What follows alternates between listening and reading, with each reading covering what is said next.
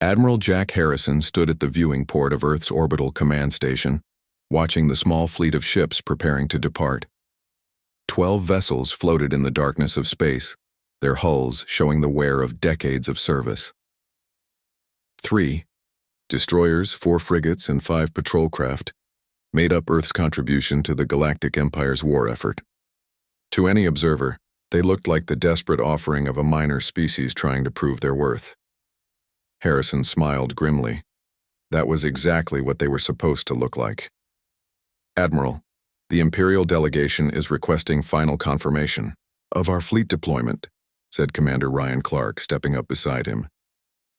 The intelligence officer's face showed no emotion, but Harrison caught the slight tension in his voice. Tell them our ships are ready to serve the Empire, Harrison replied. Captain Martinez will lead the squadron to the Vega sector as ordered. Through the viewing port, they watched as the small Earth fleet activated their conventional drive systems. Blue flames flickered from their engines as they began their journey toward the jump point. Within hours, they would be fighting alongside Imperial forces against the rebellion that had been causing trouble in the outer territories. The Imperial command had made their opinion of Earth's military contribution very clear. Admiral Zexthai, the Empire's sector commander, had dismissed the human fleet as barely adequate for patrol duty. During the strategic briefing, he had openly questioned whether Earth's primitive vessels would survive their first engagement with rebel forces. Harrison remembered the alien's words exactly. Your species shows admirable courage in volunteering these ships, but do not expect them to affect the outcome of this conflict. The rebels possess advanced weaponry. Your vessels will serve best as scouts and supply runners. The insult had been delivered with the casual arrogance typical of Imperial officers. They saw humanity as a young species, recently discovered and barely civilized. Earth had been part of the Galactic Empire for 37 years, but they were still treated as children playing with toys they barely understood. If only they knew the truth. Sir, incoming priority transmission from the Liberty Bell, Clark said quietly. Harrison nodded and activated his personal communicator. The encrypted channel connected him directly to Captain Lisa Stone, currently stationed 300 million kilometers away in Earth's asteroid belt. Admiral, all systems are green, Stone's voice came through clearly despite the distance. The crew is ready for Operation Silent Thunder. Understood, Captain. Maintain radio silence until you receive the activation code. Remember, timing is everything. Yes, sir. Liberty Bell out. Harrison closed the channel and returned his attention to the departing Earth fleet. Those 12 ships represented everything the Empire expected from humanity. They were competent enough to be useful, but limited enough to remain unthreatening. The Empire preferred their member species to be dependent rather than independent. But Earth had been preparing for this moment since their first contact with galactic civilization. Commander Clark, what's the status of our intelligence network in the Vega sector? Harrison asked. All assets are in place, sir. The rebels have been receiving our weapons shipments for 6 months now. They don't know the equipment comes from Earth, but they're using it effectively. Imperial casualties have been higher than expected. Harrison nodded. The rebellion in Vega wasn't entirely natural. Earth's intelligence division had been carefully nurturing anti-imperial sentiment across several systems, providing advanced weapons and tactical advice through intermediaries. The goal wasn't to overthrow the Empire, but to create a situation that would require a massive imperial response. A situation that would give Earth the perfect opportunity to reveal its true capabilities.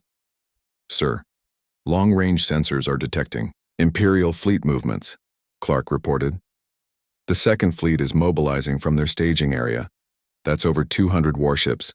Admiral Kethvar is taking command personally, Harrison observed. The Empire is committing serious resources to crush this rebellion. Should we warn Captain Martinez and his squadron? No. They know their role. Those crews volunteered for this mission understanding the risks. Their sacrifice will not be forgotten. The truth was that Earth's 12-ship contribution was expendable. The vessels were old. Their crews were volunteers who understood they might not return, and their technology was deliberately limited. They would fight bravely, and probably die heroically, reinforcing the Empire's belief that humanity was a minor, military power. While the Empire focused on the Vega Rebellion, they would never suspect that Earth's real military might was hidden in the asteroid belt, disguised as mining operations and research stations. The U.S. Liberty Bell was just one of several projects that had been under development for decades. Harrison's communicator chimed with an incoming message from Earth's government. General Paul Grant, the planet's military liaison to the Galactic Council, appeared on the small screen. "Admiral, the Council is pressuring us to send additional support to the Vega sector. They're suggesting we contribute our orbital defense platforms." Harrison almost laughed. Earth's orbital platforms were impressive by the standards of most member species, but they were nothing compared to what humanity had actually built. The Empire wanted Earth to strip away its apparent defenses, leaving the planet seemingly vulnerable. "Tell the Council we're considering their request," Harrison replied, "but emphasize that removing our orbital defenses would leave Earth unprotected. We need time to make such a significant decision." "Understood, sir. How long should I stall?" "Them? 2 weeks should be sufficient." Grant nodded and ended the transmission. 2 weeks would give the situation in Vega time to develop properly. The rebels would put up stronger resistance than the Empire expected, thanks to their human-supplied weapons. Imperial forces would take heavier casualties, forcing them to commit even more resources to the conflict. And then, when the Empire was fully committed to crushing the rebellion, Earth would spring its trap. Harrison walked to his desk and activated a secure terminal. Files appeared on the screen showing the true scope of Earth's military development. Project locations scattered throughout the solar system, hidden facilities on Mars and the outer moons, and construction sites deep in the asteroid belt where massive ships took shape away from prying sensors. The Empire thought they knew humanity. They saw a species that had barely mastered interstellar flight, dependent on Imperial technology for their more advanced systems. They believed Earth's military consisted of a few dozen obsolete warships and some defensive installations. They had no idea that humanity had been reverse engineering Imperial technology since first contact. They didn't know about the quantum laboratories hidden beneath Earth's oceans, or the advanced AI research facilities on the dark side of the moon. They had never suspected that Earth's mining operations in the asteroid belt were actually cover for the largest military construction project in human history. The Liberty Bell was 5 times larger than the Empire's biggest dreadnought, built inside a hollowed-out asteroid over the course of 20 years. Its fighter bays could launch 500 advanced craft, each equipped with AI systems that surpassed anything in the Imperial fleet. Its crew of 50,000 included the best and brightest minds Earth could produce, and it was just the flagship of a fleet that would shock the galaxy. Harrison closed the files and looked out at the stars again. "Somewhere out there, Captain." Martinez was leading Earth's expendable squadron toward what might be their deaths. Their sacrifice would maintain the deception for just a little longer. Soon the Empire would learn that they had seriously underestimated humanity. The question wasn't whether Earth could win a war against the Galactic Empire. The question was whether the Empire would survive the revelation of what Earth had really been building all these years. Operation Silent Thunder was about to begin, and the galaxy would never be the same. Captain Lisa Stone walked through the corridors of the U.S. Liberty Bell, her footsteps echoing in the massive space that stretched far beyond what any normal ship could contain. The asteroid that housed their vessel had been carefully hollowed, out over 20 years, creating a fortress that dwarfed anything the Galactic Empire had ever built. 5 kilometers long and 2 kilometers wide, the Liberty Bell was more than a ship. It was a mobile city designed for war. The crew quarters alone could house 50,000 people. The fighter bays extended for hundreds of meters in every direction, capable of launching 500 advanced craft simultaneously. The engineering sections contained technology that would revolutionize space combat, if the galaxy ever learned it existed.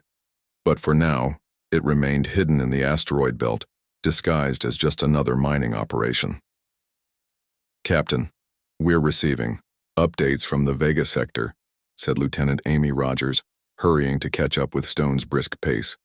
The tactical officer carried a datapad filled with intelligence reports from the ongoing conflict.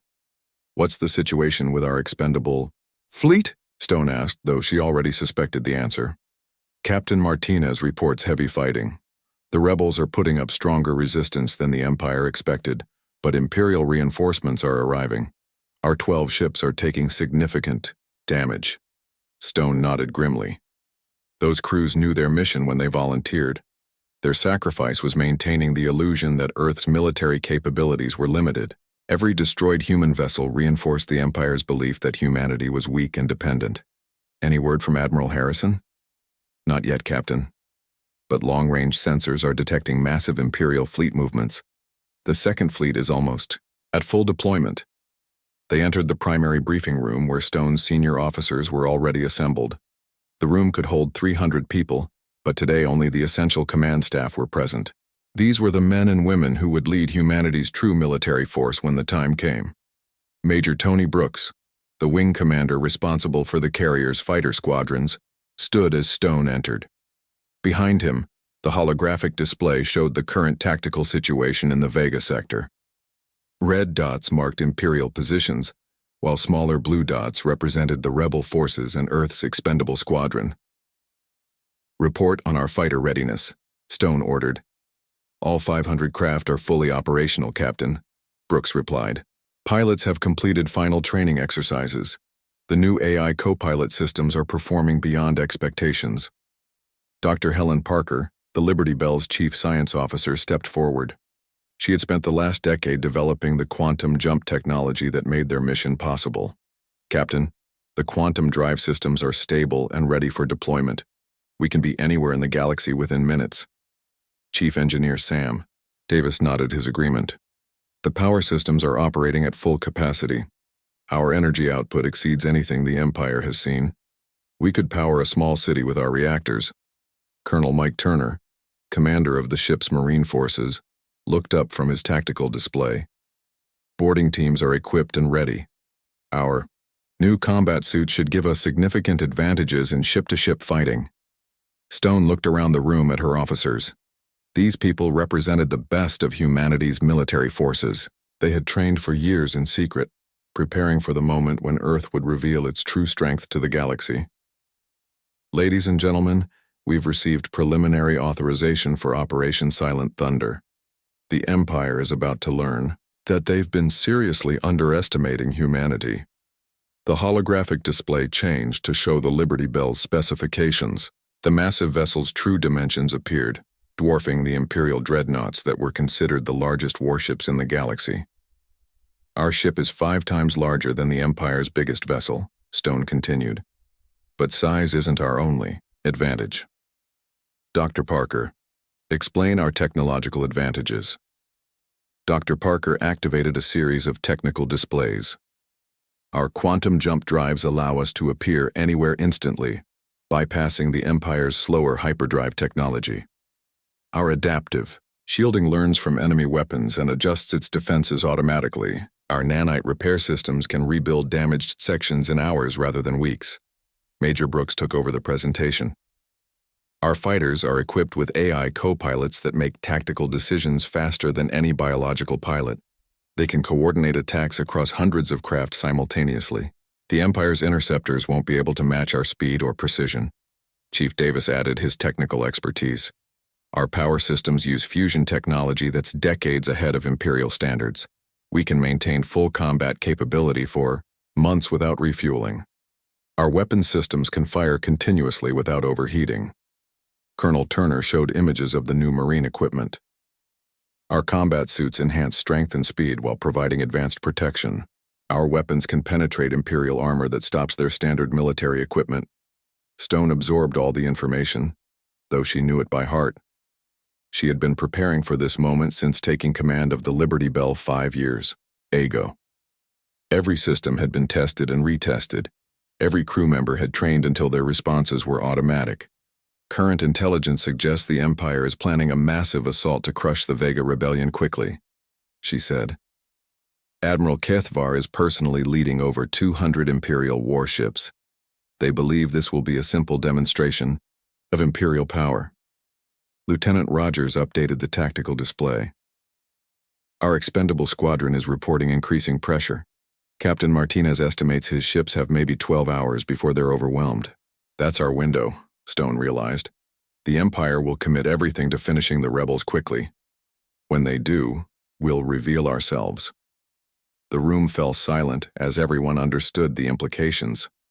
For 37 years, humanity had played the role of a minor species grateful for Imperial protection and guidance. Tomorrow that would change forever. Dr. Parker, how long do we need to reach the Vega sector? With our quantum jump drive, we can be there in 6 hours, Captain. The Empire won't see us coming until we want them to. Stone activated her command communicator. All department heads, this is the captain. Prepare for combat deployment. Operation Silent Thunder begins in 18 hours. Throughout the massive ship, 50,000 crew members began their final preparations. Fighter pilots ran last-minute system checks on their advanced craft. Engineers verified that every system was operating at peak efficiency. Marines loaded equipment for boarding actions against Imperial vessels. In the hidden shipyards scattered throughout the asteroid belt, other vessels were also receiving their deployment orders. The Liberty Bell was the flagship, but it wasn't alone. 12 other carriers, 40 battleships, and 200 support vessels made up Earth's hidden fleet. The Empire thought they were sending a minor species to contribute a few obsolete ships to their war. They had no idea they were about to face the most advanced military force in the galaxy. Stone returned to her quarters and activated a secure channel to Earth. Admiral Harrison's face appeared on her screen. Captain, the Imperial Second Fleet has begun its final assault on the rebel positions. Our expendable squadron is fighting bravely, but they won't last much longer. Understood, Admiral. The Liberty Bell is ready for deployment. Remember, Captain, we only get one chance to make this impression. The galaxy is about to learn that humanity is not the weak species they believed us to be. Stone smiled. Sir, they're about to get the shock of their lives. The hidden Supercarrier began its journey toward the Vega sector, carrying with it the future of human independence. The galaxy was about to change forever. Admiral Kethvar stood on the bridge of his flagship, watching the final assault begin. 200 Imperial warships moved into attack formation around the Vega system. The rebellion that had been causing trouble for months was about to end. His massive fleet would crush the rebels quickly and send a message to any other systems thinking about resistance. Admiral, enemy forces are retreating to their final defensive positions, reported his tactical officer. Our advanced squadrons report light resistance. Kethvar nodded with satisfaction. The rebels had fought harder than expected, but they were clearly outmatched.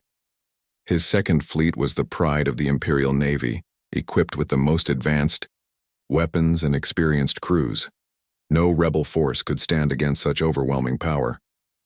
On the other side of the battle zone, Captain Martinez pressed his hand against a bleeding wound on his forehead. His small Earth squadron had been fighting for hours, trying to support the rebel forces while maintaining their cover as a minor Imperial ally. 3 of his 12 ships were already destroyed, and the remaining vessels were badly damaged. Captain, we're receiving evacuation orders from the rebel command, said his first officer. They're abandoning the outer defensive ring. Martinez looked at his tactical display. The Imperial fleet was closing in from all directions. His little squadron of Earth ships was trapped between 2 massive forces, exactly as planned. They had played their role perfectly, appearing brave but helpless against superior numbers. All ships maintain formation and continue fighting, he ordered. Remember, we're supposed to be trying our best with limited resources. His crew understood.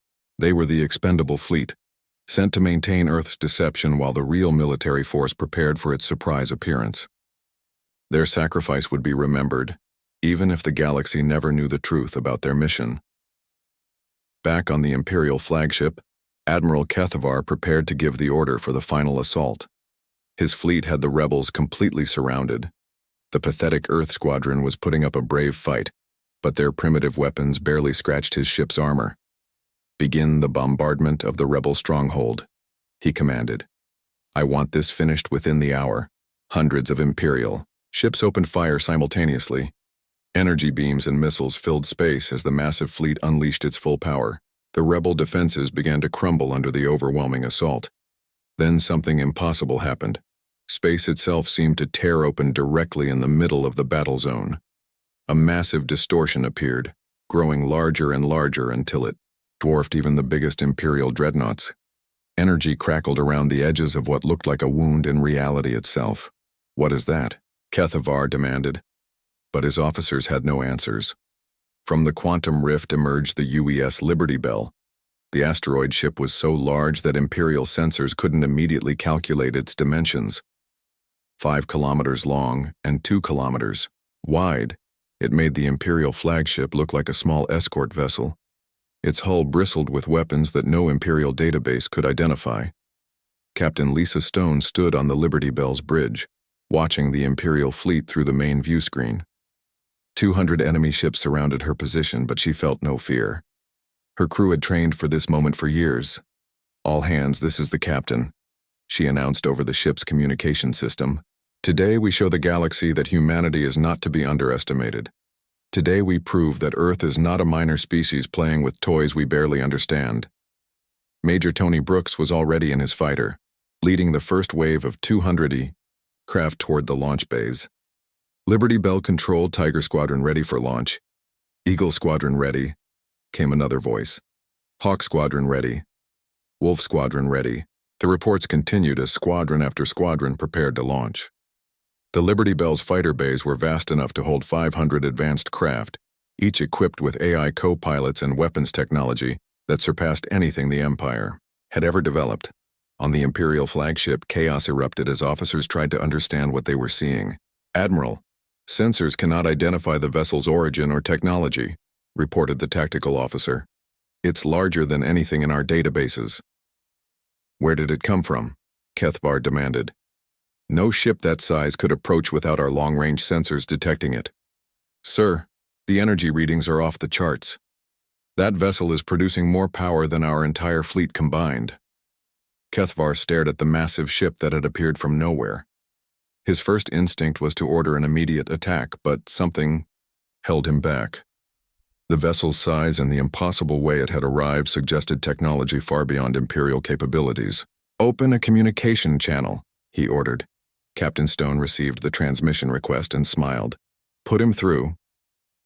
Admiral HFY's image appeared on the Liberty Bell's main screen. His expression showed confusion mixed with growing alarm. "Unknown. Vessel, identify yourself immediately. You are interfering with an Imperial military operation." Stone looked directly at the alien admiral. "I am Captain Lisa Stone of the United Earth ship Liberty Bell. We are here to protect our allies and demonstrate Earth's true military capabilities." "Impossible," HFY snarled. "Earth is a minor species with primitive technology. Your entire fleet consists of a few obsolete patrol craft." "Admiral, you've been seriously misinformed about humanity's capabilities," Stone replied calmly. "The fleet you're thinking of was just a distraction. Would you like to see what Earth has really been building?" Without waiting for an answer, Stone gave the order her crew had been waiting years to hear. "Launch all fighters. Show them what human technology can really do." The Liberty Bell's launch bays opened like the mouths of enormous caves. Fighter craft poured out in perfect formation, their quantum engines leaving trails of blue fire across space. 200 fighters launched simultaneously, then another 200, then a final wave of 100 more. The Imperial tactical officer's voice cracked with disbelief. "Admiral, enemy fighters are using technology we don't recognize. Our sensors can't track them properly." The human fighters moved with impossible coordination. Their AI co-pilots allowed them to execute maneuvers that would kill biological pilots, while sharing tactical information instantly across the entire force. They moved like a single organism with 500 deadly parts. Major Brooks led the first attack wave directly at the Imperial fleet's front line. His fighters' weapon systems locked onto an Imperial cruiser that was 5 times larger than his small craft. "All fighters, commence attack pattern Alpha. Show them what we can do." The human fighters struck like lightning. Their advanced weapons punched through Imperial shields that were supposed to stop anything short of capital ship armaments. energy beams designed to barely scratch an Imperial hull instead cut through armor like paper. In the first 30 seconds of combat, the human fighters destroyed 12 Imperial vessels and damaged 20 more. Admiral Kethavar watched his proud fleet getting torn apart by fighters that moved faster and hit harder than anything he had ever seen. These weren't the primitive craft he expected from a minor species. These were weapons of war that surpassed Imperial technology by decades. "All ships return fire immediately," he ordered. "Destroy those fighters." But the Imperial weapons couldn't track targets that moved so fast and unpredictably. The human fighters seemed to know where every shot would go before it was fired. Captain Stone watched the battle from her command chair. Her fighters were performing exactly as designed, but this was only the beginning. "Dr. Parker, charge the main weapons. Colonel Turner, prepare boarding parties. It's time to show them what the Liberty Bell can really do." The massive supercarrier turned toward the Imperial flagship, its weapons systems powering up for the first time in combat. Admiral Kethavar was about to learn that underestimating humanity had been the greatest mistake of his military career. The Liberty Bell's massive weapons opened fire for the first time in combat. Energy beams as thick as starship hulls lanced out toward the Imperial fleet, each shot carrying more destructive power than an entire squadron of conventional warships. The first blast struck an Imperial dreadnought dead center, punching through its shields and armor like they were made of paper. Captain Stone watched from her command chair as the enemy vessel broke apart in a brilliant explosion. "Target the next formation. Show them this isn't just luck." Admiral Kethavar felt his flagship shake as shockwaves from the destroyed dreadnought reached them. In 30 years of military service, he had never seen a single weapon destroy such a large vessel so easily. This human ship carried firepower that exceeded anything in the Imperial arsenal. "Admiral, emergency transmission from Imperial Command," his communication officer reported with a shaking voice. "The 3rd and 4th fleets are en route. Emperor Vexthul is demanding a full report." Kethavar barely heard him. He was staring at his tactical display as human fighters continued to tear through his fleet like wolves among sheep. His proud 2nd Fleet, which had never lost a battle, was being systematically destroyed by an enemy he had dismissed as primitive just hours ago. "Sir, we're receiving another transmission," the officer continued. "It's from Earth Command." A new face appeared on the main screen. Admiral Jack Harrison looked calm and confident, as if commanding the destruction of an Imperial fleet was just another day's work. "Admiral Kethavar, I am Admiral Harrison of Earth's Colonial Defense Force. I believe you're beginning to understand that you've been misinformed about humanity's military capabilities." "This is impossible," Kethavar snarled. "Earth is a minor species. Your technology is decades behind Imperial standards." Harrison smiled. "Admiral, what you're seeing is what happens when a species has 37 years to prepare. While you thought we were building patrol boats, we were actually developing the most advanced military force in the galaxy." As if to prove his point, space around the battle zone began to distort again. More quantum rifts opened, and through them came the rest of Earth's hidden fleet. Battleships twice the size of Imperial dreadnoughts emerged from quantum jumps. Additional carriers appeared, each one launching hundreds more fighters. Support vessels materialized in perfect formation. Within minutes, the human fleet outnumbered the Imperial forces 2-1. But numbers weren't the real advantage. Every human ship used technology that the Empire couldn't match. Major Brooks led his fighter squadron in another attack run, this time targeting the Imperial flagship itself. His AI co-pilot calculated the perfect approach vector while coordinating with 50 other fighters for a simultaneous strike. "Tiger Squadron, focus fire on the command tower. Let's give their admiral something to think about." The fighters swarmed the massive Imperial vessel like angry insects. Their weapons, designed to punch through the heaviest armor, turned the flagship's hull into molten metal. Explosions erupted across the ship's surface as critical systems failed. On the Liberty Bell's bridge, Dr. Parker monitored the quantum drive systems that allowed their fleet to coordinate across vast distances. "Captain, all ships are reporting. Full operational status. Our technology is performing beyond specifications. Chief Engineer Sam Davis nodded his agreement. Power systems are stable across the fleet.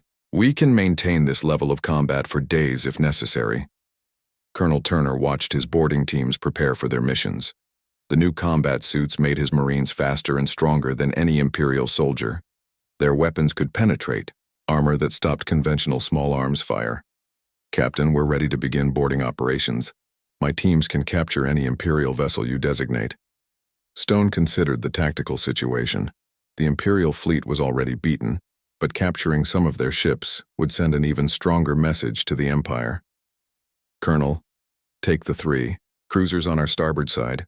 I want prisoners and intelligence data.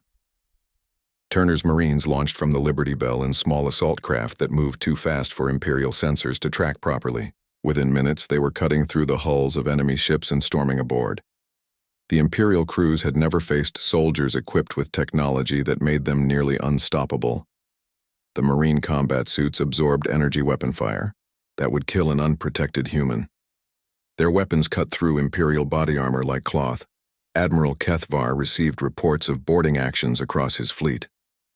Human soldiers were capturing his ships faster than his crews could mount effective resistance. The Marines moved with the coordination of a single unit, supported by AI systems that predicted enemy movements. Admiral, incoming transmission from the Emperor himself, his communication officer announced.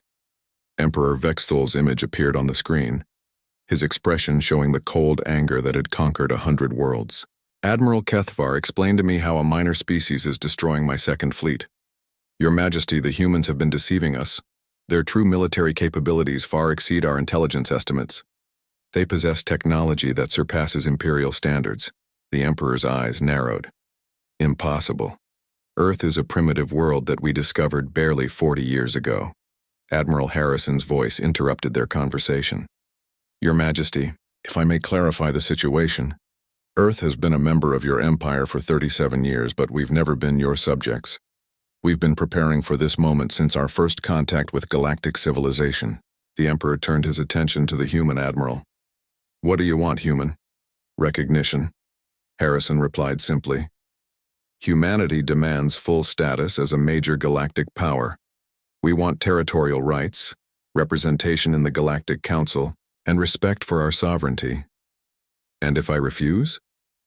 Harrison gestured toward the tactical display showing the ongoing battle. Your Majesty, you're looking at just one small portion of Earth's military capabilities.